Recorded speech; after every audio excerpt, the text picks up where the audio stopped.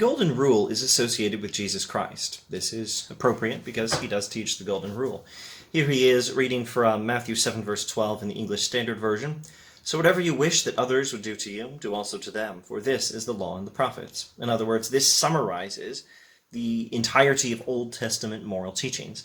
Jesus also says, love your neighbor as yourself. I believe he's quoted as saying this in three of the four Gospels, and this line, I believe, also appears in the writings of Paul and James in the New Testament. So it's a very important New Testament teaching. I think some people are under the impression that the history of our understanding of the golden rule is something like this. The Jews had the negative golden rule, and even Confucius had the negative golden rule. Do not do to others what you want them not to do to you, what some people call the silver rule. And then Jesus came along and taught us better, telling us, well, it's not enough to not do to others what you want them to do to you. You must also do to others as you want them to do to you. You must also love your neighbor as you love yourself. Now, there's a lot of truth in this oversimplification, in as much as Confucius did have the negative golden rule. Jesus does teach us the positive golden rule, and the Jews did have the negative golden rule. Rabbi Hillel had recently given the negative golden rule, do not do to others as you want them not to do to you, as a summary of the Torah.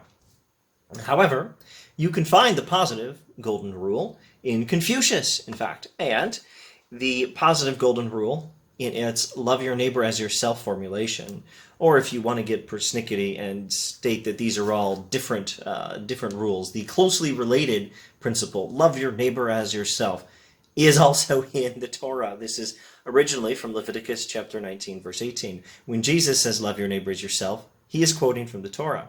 And when gospel writers and Paul and James say love your neighbor as yourself, they are quoting from the Torah, and they are quoting Jesus as he quotes the Torah. So we don't want to oversimplify this. And largely towards not oversimplifying it, this video is going to introduce the golden rule as it appears in 5 moral philosophers: Plato, Augustine, Confucius, Kant, and Mill. Now, in Plato, the golden rule is by no means terribly obvious, and it's not even entirely safe to say simply that the golden rule is taught in Plato. But if the golden rule is not taught, something darn close is taught. Let's look at Plato's Republic. Gregory Vlastos gives us the most succinct summary of Plato's Republic there is. Justice pays. 2 words, a 2-word summary of the Republic. It's magnificent. The main contention of the Republic is just that. Justice pays off. Justice is worth it. Justice is not just something we put up with because we're not strong enough to do to others what we want to do to them. Treating others justly is actually good for us. Now, C.S. Lewis gives us the second most succinct summary of the Republic. 8 words.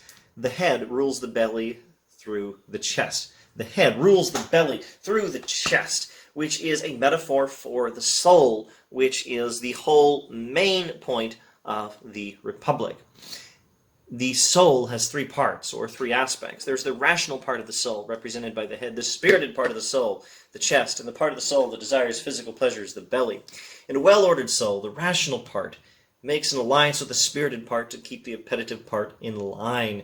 In a properly ordered soul, each part does its own work as it's supposed to, and that means that a well-ordered soul is a just soul, for justice is present when things do what they're supposed to do, when things have their own work and do their own work. And a well-ordered soul is a happy soul. A disordered soul is an unhappy soul. A well-ordered soul is healthy, a healthy soul. A disordered soul is unhealthy, an unhealthy soul. And you're not happy if your soul is unhealthy. This is the Republic's main argument for its main contention. Justice is not just a rule governing our relations with others. It's written in the soul itself.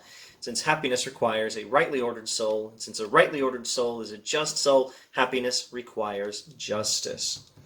With that as background, we can look at a third summary of the Republic, third most succinct summary I can give you. This comes from Stanley Rosen's book on Plato's Republic. He says, human beings do not have to be persuaded to love themselves, but they must be persuaded to hold that self-love is the same as love of the city. We do not have to be persuaded to love ourselves, but we do need to be persuaded that love for ourselves includes love of our community. Yeah, that's right. The Republic is about the reasons for us to consider that what is good for us is not contrary to what is good for our community, but is even linked to it. And now finally, this sure looks to me like a rudimentary version of the golden rule. Since you want happiness for yourself, do not treat members of your community unjustly, for your own happiness depends on treating them justly. But note how rudimentary this is. We could even say how weak this is. It only applies to your community.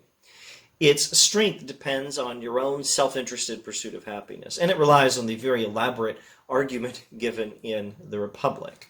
So perhaps we can do better. This was only a start.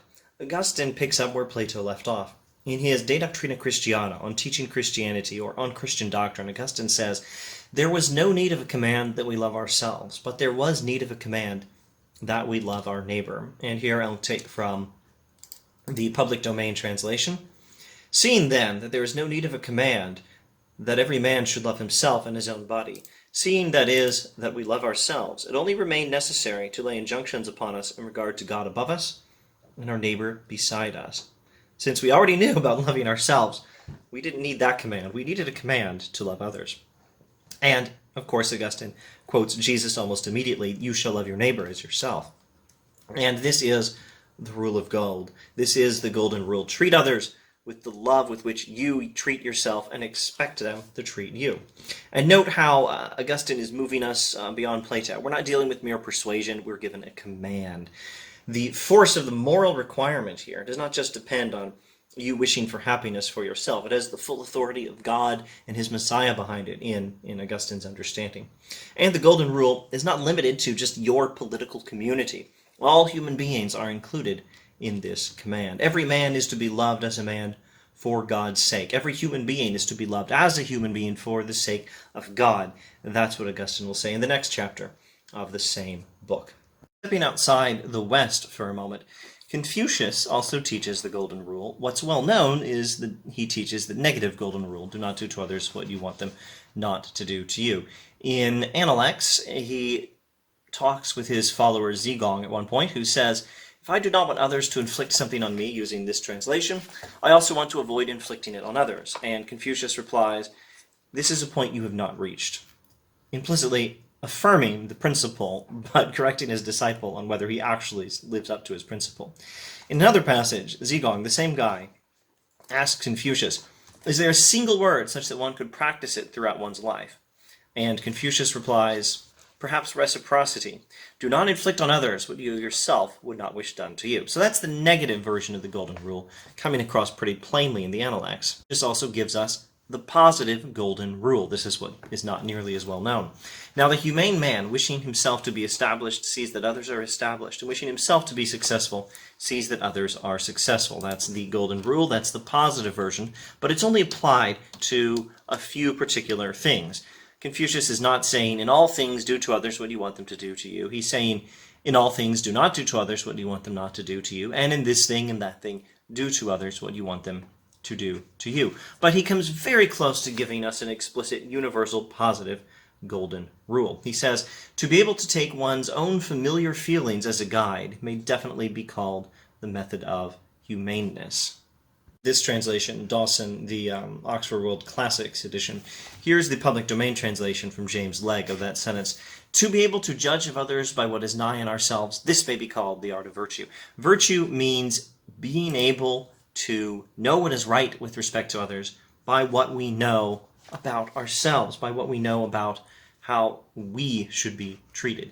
In other words, this is an almost explicit and universal and positive form of the golden rule. This has not escaped the notice of Confucius scholars. There's Daniel Gardner in this book, a very good book introducing Confucianism for those who are interested. Gardner, commenting on the passage where Zigong asks for one word you can spend your whole life working on, and Confucius gives the negative golden rule as a description of the one word, which is reciprocity. Gardner says, true goodness lies in the direction of empathetic behavior. In dealing with others, we are obliged to treat them as we ourselves would wish to be treated. We need to put ourselves in their place, to plumb our own feelings in order to judge the feelings of others. This is Confucian empathy.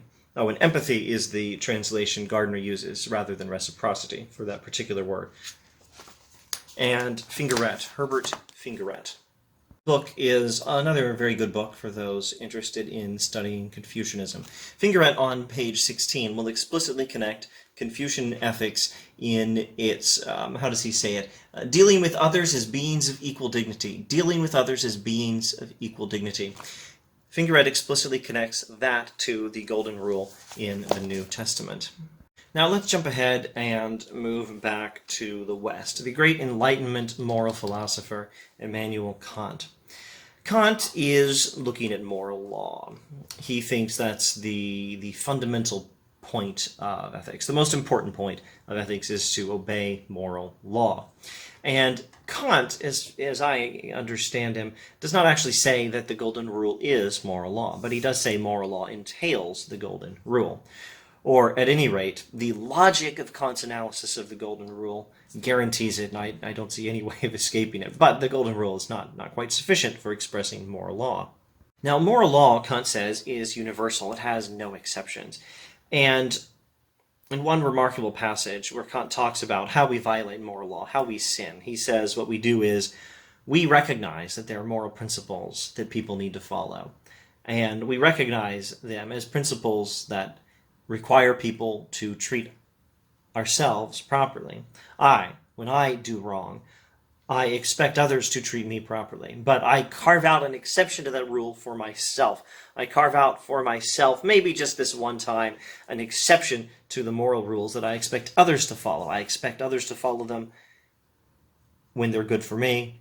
I don't expect to follow them when it gets in my way. I don't expect me to have to follow them. That's how I sin. That's how I go wrong. That's what happens when I transgress my duty, when I fail to abide by moral law. Moral law is universal. It has no exceptions. If we're living by moral law, we are living according to principles that apply to ourselves, no less than to others. And you can already see how this starts to look a whole lot like the Golden Rule. I, again, don't think the Golden Rule will properly summarize Kant, but Kant does seem to give us the Golden Rule because of this universalizability thing. You can't carve out an exception for how you treat others. How you expect others to treat you has to be how you are willing to treat others.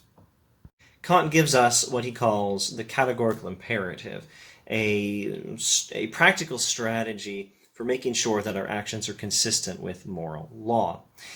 The first version of the categorical imperative tells us, act according to maxims such that you could wish that everyone would act the same way. Now, maxim is Kant's word here for the justifications we make for our actions. Justify your actions only with justifications that you could wish would be universally applied. Act only in such a way that you can wish that everyone would act according to the same principles on which you are acting. In other words, again, don't carve out for yourself exceptions to moral rules that you expect others to follow for your own benefit. So again, it is actually not that hard to see a connection to the Golden Rule. But to get back to the text, after giving us this version of the categorical imperative, Kant looks over some examples of how the categorical imperative guides practical decision-making in situations where people are tempted to violate the moral law.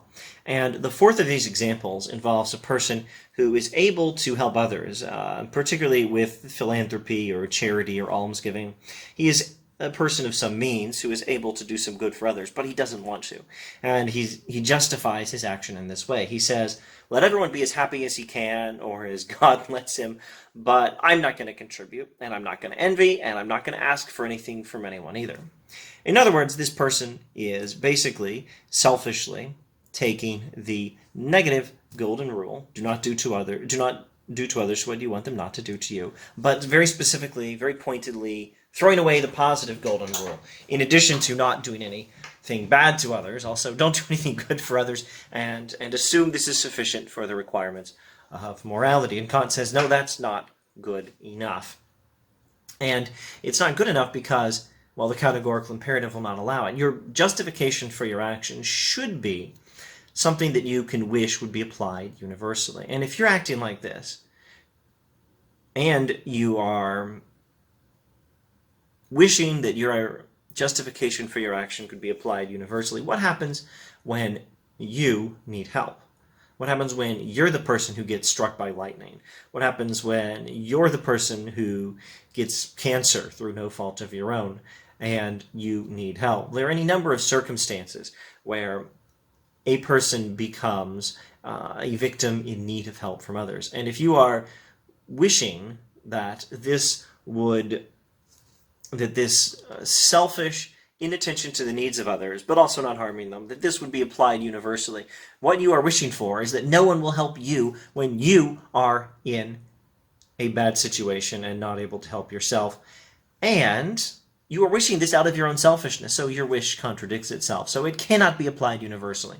So here Kant is saying, as he refutes this particular example of human selfishness, and how as he applies the categorical imperative to this particular question, Kant is illustrating that, again, our moral behavior has to be universalizable. We can't expect other people to follow moral rules that are good for us while we carve out an exception for ourselves. Maybe just this one time we carve out an exception for ourselves for our own benefit. No, you have to follow rules, moral rules that consistently apply to everyone. And again, this is not exactly the same thing as do unto others as you want them to do to you, because it's a little more than that, because Kant is talking about moral law, and I don't think the Golden Rule summarizes the categorical imperative, but the categorical imperative does entail the Golden Rule. If you're breaking the Golden Rule, you are in every case going to be breaking the categorical imperative. There's this one memorable passage in the Groundwork for Metaphysics of Morals, where Kant describes how we think when we sin. He says, if we pay attention to ourselves on any occasion where we violate our moral duties, we observe that what we're doing is we're expecting other people to follow moral rules that are good for us, but we make an exception. We carve out an exception for ourselves, maybe just this one time, for our own benefit.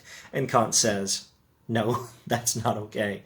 And this is plainly what the Golden Rule says also. Now, all of this becomes plainer when Kant gives us his second version of the categorical imperative. So act as to treat humanity, including yourself, but also other humans, as an end, never as means only.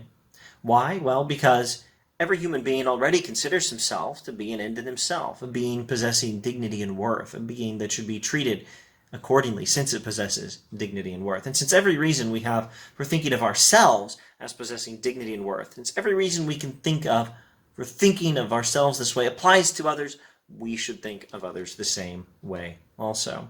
When we expect others to treat us according to our worth, we think of it as a moral law.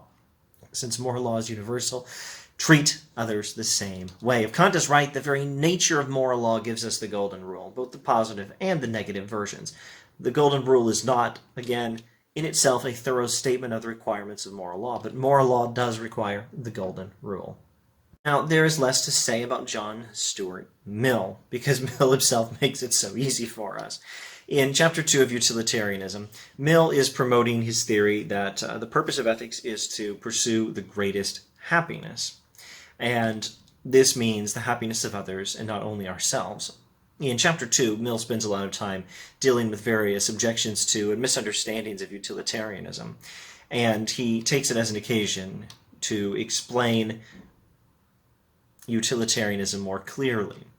And in one remarkable passage, he responds to the objection that utilitarianism promotes selfishness. Utilitarianism says, seek happiness. Utilitarianism could be classified as a hedonism. It says, happiness is the purpose of life. And so Mill says, if you think this promotes selfishness, you're misunderstanding the whole point of utilitarianism. The point is not seek my own happiness, seek your own happiness, each individual seek his own happiness and leave it at that. No, the point is to seek the greatest possible happiness. Now, Mill, in fact, in his political theory is a libertarian. He's in the classical liberal tradition. He thinks like Adam Smith, for example, and I think Kant is in the same tradition as well. There's plenty of agreement on some of these matters. He thinks that most of the time, when you pursue what is good for you, it's not in any conflict with what is bad, with what is good for others. And in fact, it is good for others when you take care of yourself. But in the event of a conflict between your own happiness and the greater happiness of others, Mill will say, sacrifice your own happiness. what you should do is follow the golden rule, and Mill makes this explicit. The happiness, reading from Mill, the happiness which forms the utilitarian standard of what is right in conduct is not the agent's own happiness, but that of all concerned. As between his own happiness and that of others, utilitarianism requires him to be as strictly impartial as a disinterested and benevolent spectator. In the golden rule of Jesus of Nazareth, we read the complete spirit of the ethics of utility. To do as you would be done by, and to love your neighbor as yourself constitute the ideal perfection of utilitarian morality. So, what have we learned? Well, Plato provoked some rudimentary version of the golden rule, or something that corresponds very closely to it, but it doesn't apply everywhere and relies on a fancy argument involving the metaphysics of the human soul. Augustine preaches the entire golden rule, preaches it, and references the command of Christ. Confucius teaches the negative golden rule, hints at the positive golden rule, much more strongly than most people realize. Kant shows how the very nature of moral law entails the truth of the golden rule, if there is such a thing as moral law, which Kant thinks there is, of course. Mill confesses that the golden rule is the greatest summary of an ethics based on happiness. Now, this is really just a very brief introduction. There's much more on the golden rule. There's John Locke, there's Thomas Hobbes, there's Thomas Aquinas, and so on. If I may be permitted, my own personal introduction, my own personal conclusion to the matter. Now let us hear the conclusion of the matter, as Ecclesiastes says. The old ways did not go out of fashion somewhere between Moses and Jesus, or between Confucius and Kant, or between Plato and Mill. The old ways are not about to go out of style now either, borrowing now from Jeremiah chapter 6, verse 16. The ancient paths and the good way are still there. We may walk in them and find rest for our souls. This is the Tao, though the way Confucius teaches. This is also the way of the Torah that Jeremiah had been reading. And this is the way that we find in various great moral philosophers. Thanks for watching.